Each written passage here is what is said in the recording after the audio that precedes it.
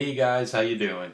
So here's just one of the techniques that I was talking about in class the other day. Somebody requested that I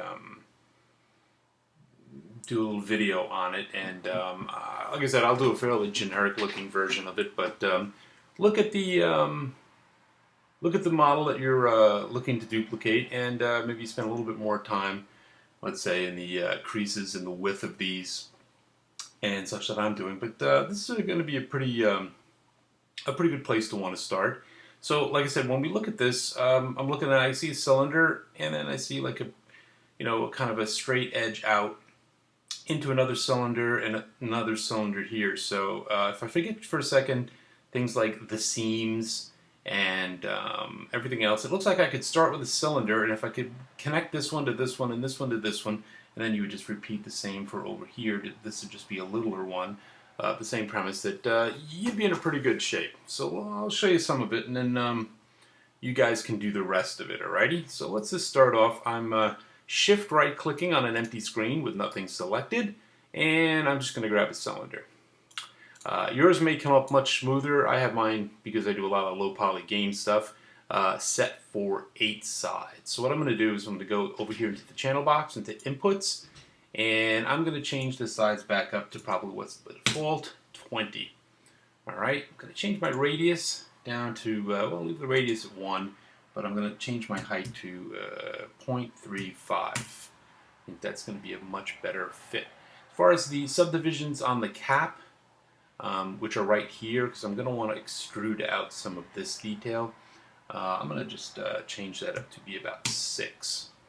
And like I said, some of this is going to be a little bit different. Like if I extrude just this edge, we have this big wide gap here, and that may not be what you want. And one of the ways you can go about changing things like that, particularly with sliding edges, is, let me just click on the object for a second, go into the edge. Now if I double click on any one of these edges, I get the entire circle, right? That makes sense. And again, as I mentioned, shift right click puts you into edit mode. So if I've got an edge selected, it gives me nice some edge choices. So what I'll do is I go down to slide edge tool, and what that allows me to do is if I hold down my middle mouse button, is that I can kind of slide this in, which seems like it's going to make more sense because that gap is fairly narrow.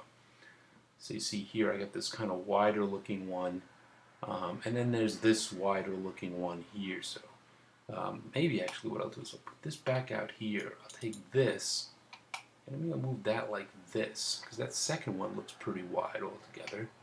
And for this one in the middle, maybe what I'll do is make this a little bit wider. So I'm going to extrude this edge, then I'm going to extrude this edge, and then maybe we'll extrude what's on the inside here as well. So we'll see what happens. But basically, as you're designing it, if you just have an edge selected, you should be able to move these in and out and get what you're looking for. Okie dokie. So I would say I'm going to do this edge on the outside, and then this will be that gap, and then this, and then maybe do this for that gap right there. Something like that. So we'll see how that looks. But you decide. That's the least of our problems anyway. So I've got one of these, and you'll notice I'm still in drag edge mode because my cursor is this way. So I'm going to Q, get my regular cursor back. Okay. So what I want to do is I want to connect two of these, but when I extrude things out, it's far easier to extrude them on a world axis, left and right axes, than it would be anything else. So what I'm going to do is I'm just going to grab this object, and I'm going to duplicate it 2 times. So I'm going to just make this section for you, then you'll know kind of what to do with that section.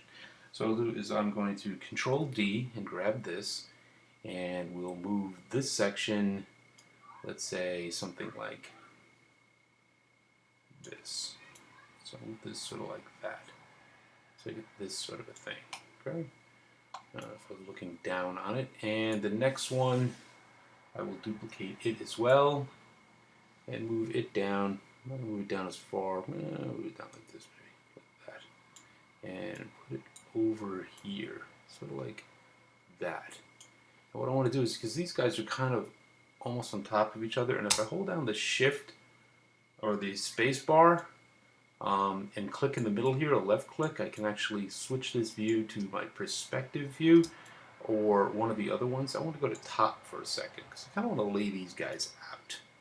So if I put that there, I'm going to put this one sort of like that. And like I said, you can eyeball it this week. I'm going to show you how you can do this a little bit more accurately. Oh, sorry. In the future, you can actually set up image planes and things like that. But we didn't get talking about that, and I'm more interested in you guys kind of just getting a start at this than anything else. So let's say we're going to say this to there and this to there, and maybe put that up just a little bit like that. And we'll just use those three. Okay? Go back to perspective mode.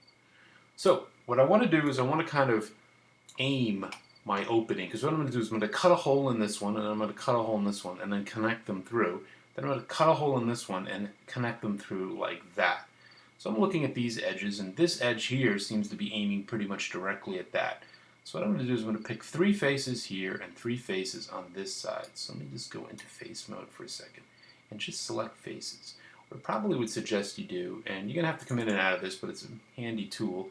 If you double click on selection tool up here, and you go back into that camera space, it should allow you, and I'm holding down shift here to pick up more faces, to not select anything on the bottom. So that's good. We don't want that. I'm just going to hit the delete key. Okay? So I just rotate this one around, figure out which angle I looked it down at, sort of like that. So I'm aiming right at it. Look at this one, and I'd say that's this edge. So over here, I'm going to go back into face mode, and I'm going to grab this one. I'm holding down shift, this, and this. Alright, now we connect those guys. So those two seem to be pretty good. They're kind of aiming at each other, which is good. Now I'm going to come down here. And again, this seems to be the edge that's kind of looking in this direction. So what I'm going to do is I'm going to grab this one, this one, this one, this one, this one, and this one. Grab those 6 faces because it's sort of aiming at this. Sorta. And do that. Okay. And in the reverse, this may not be perfect, but I can always rotate it around so it'll be better. Kind of look at this here. All right. And I would say maybe this one, something like that. But if it's not exactly right, I'll just change it around. So we'll take a peek. Maybe we'll use this edge here and then just say this one, this one, this one, this one, this one, and this one. And then just say pop like that. Okay? Let me just get out of that. Now we're all back and looking at these this way. Okay, so this next one, I think we talked about bridging, but if we didn't, we'll talk more about it. But again, if you're looking at this and after class 1 you're like, oh my god, there's no way, then you can just do this with cylinders and cubes and such anyway, and just basically rough the model out for its basic form. So this is for a little bit for the adventurous soul, but I have faith in you. So what I'm going to do is I'm going to click on that edge where I cut out over here, okay?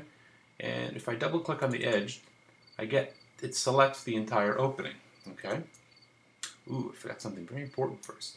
The thing I'm about to do, bridging, has one requisite, that all of these be the same object, as opposed to 3 separate objects.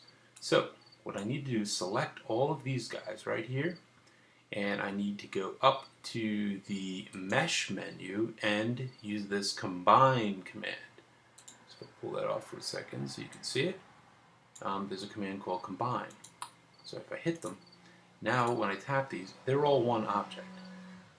And for most commands it doesn't really make a difference, but for this particular one it wants that.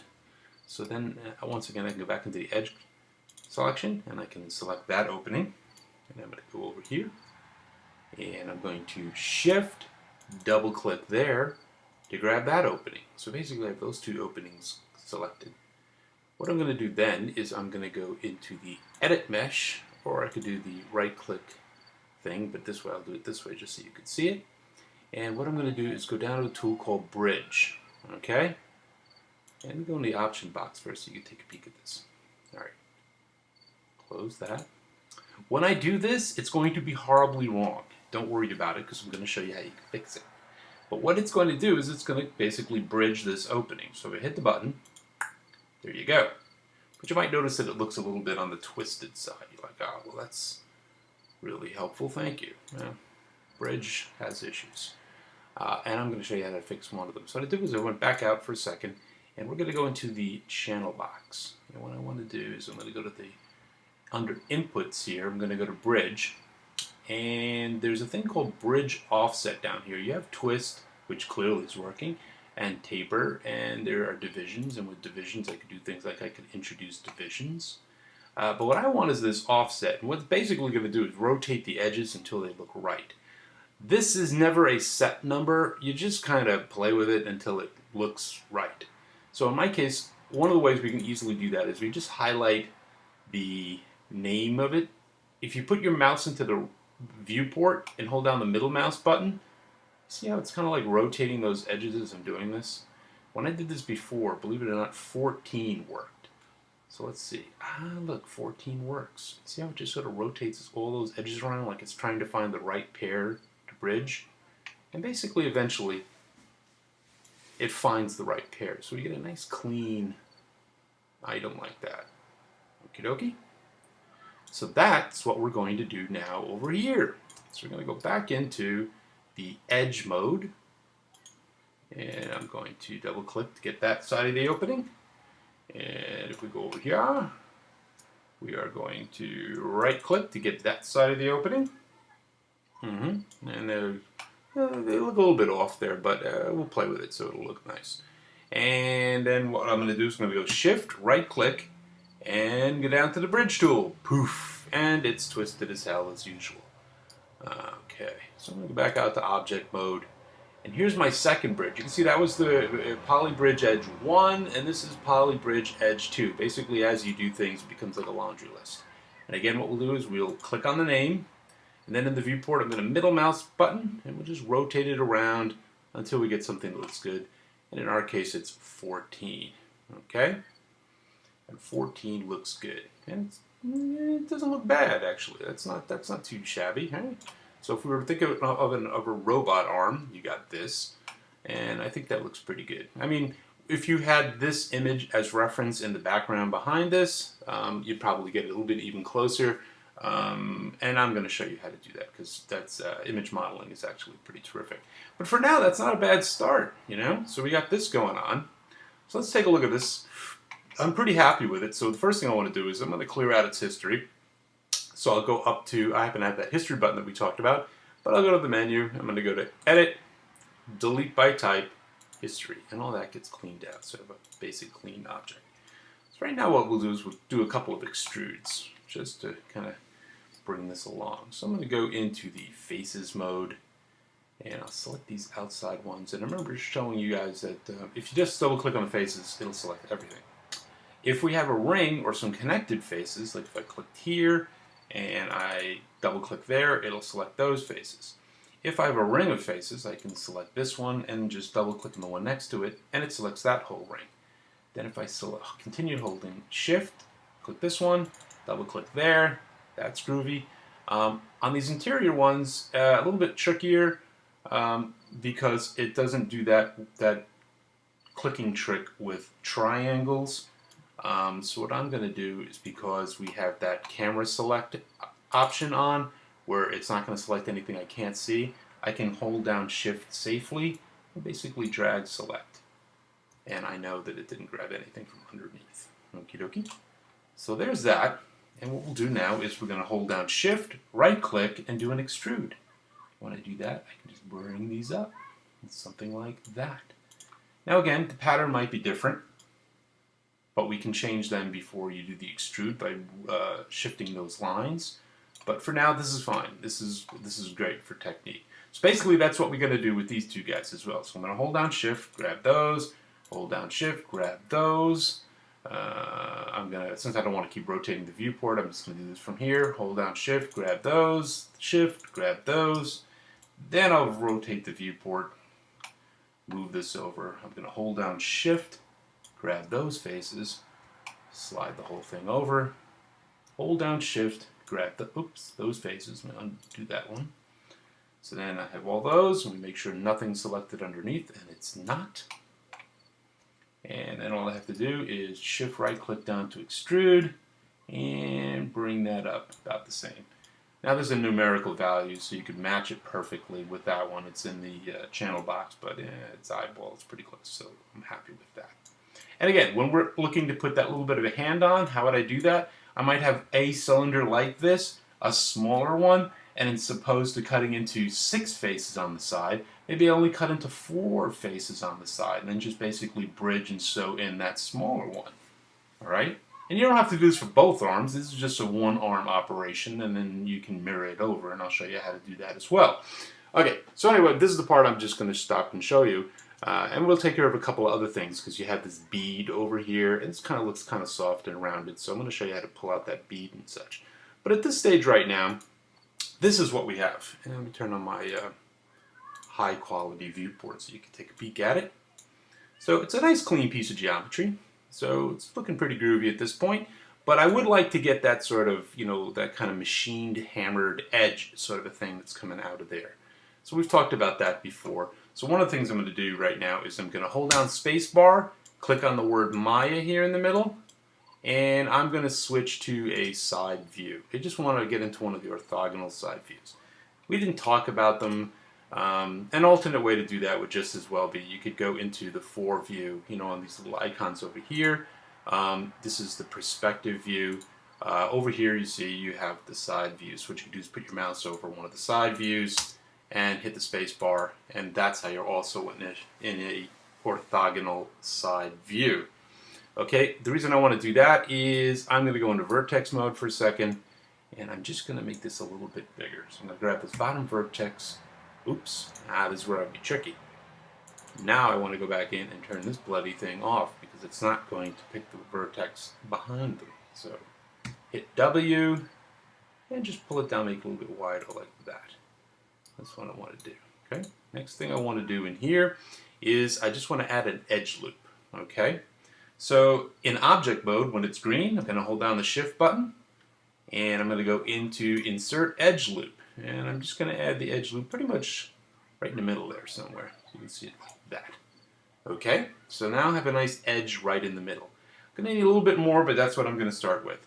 You're still in edge loop mode, so the trick here is to get out of it. So tap Q and you get your mouse back the way you want it, your cursor, okay?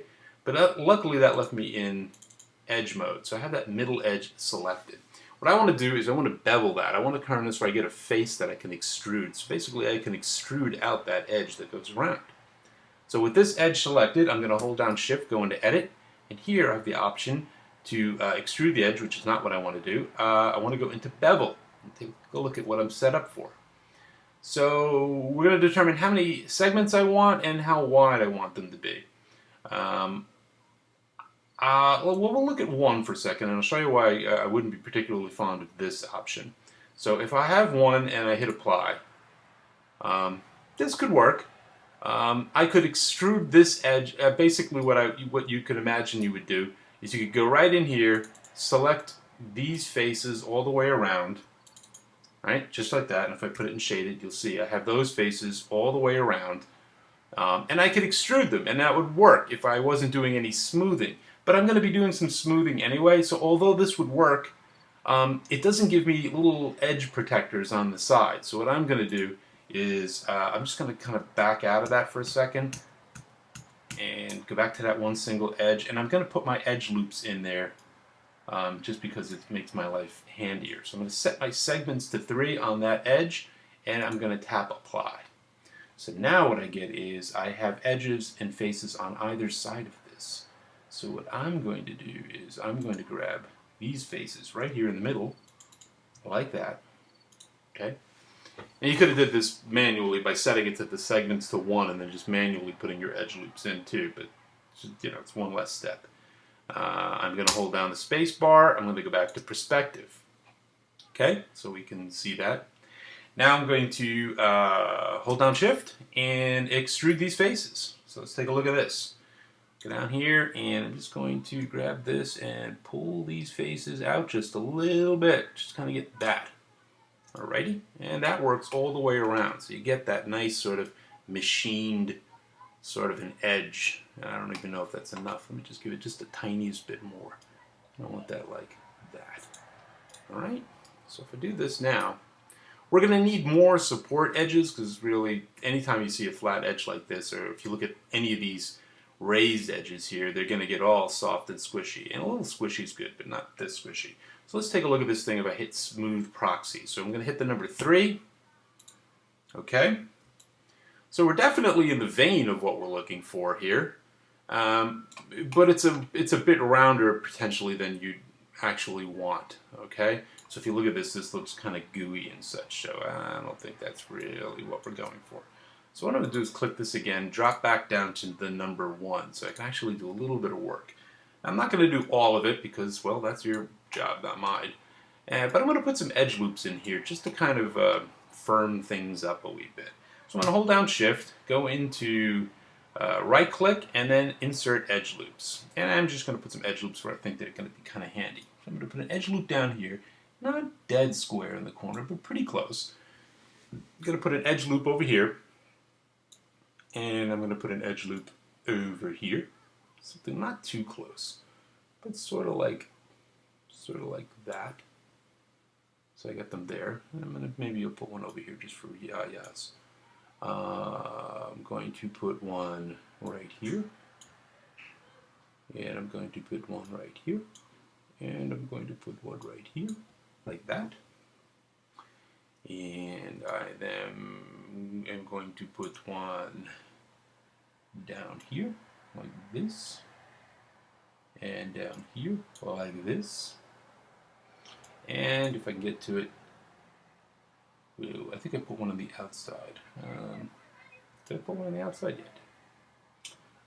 It's got a little bit of roundedness to it, so I'm not going to get crazy in here, but there's some places I'll want one. I'm just going to put one down here on the inside as well. And you'll get the sense of where they should go. And if you put one in and you're like, oh crap, that's not a good one, you can always take them out. So it's not a big whoop-de-doop-de-doo if you mess it up. So normally if you were going to really be holding these edges tight as if they were fairly square, you just wanted that nice sort of light catching edge, you would put edge loops inside and outside of all of these. But there's sort of a roundedness to this. So I want enough to kind of hold it in place, but I don't want enough so that it's going to be you know, not look too perfect, okay? So anyway, that's enough for now. That's certainly plenty. So what I'm going to do is go back to object mode, and let's hit number 3 and see what we've got.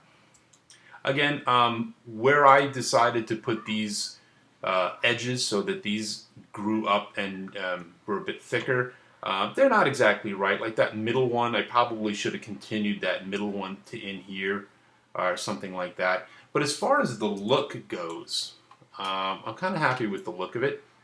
All right. So we've got that sort of a seam. I didn't do this one. This one's a bit too soft. Maybe not. It certainly, this one looks way less shallow, so I probably went too vertically high with these. You know, but we can totally fix that with any of these. You can just basically go into side view, grab the vertices and pull them down to make it less. You know, when you're first extruding them, you can change the extrude values. That's a little late for that now.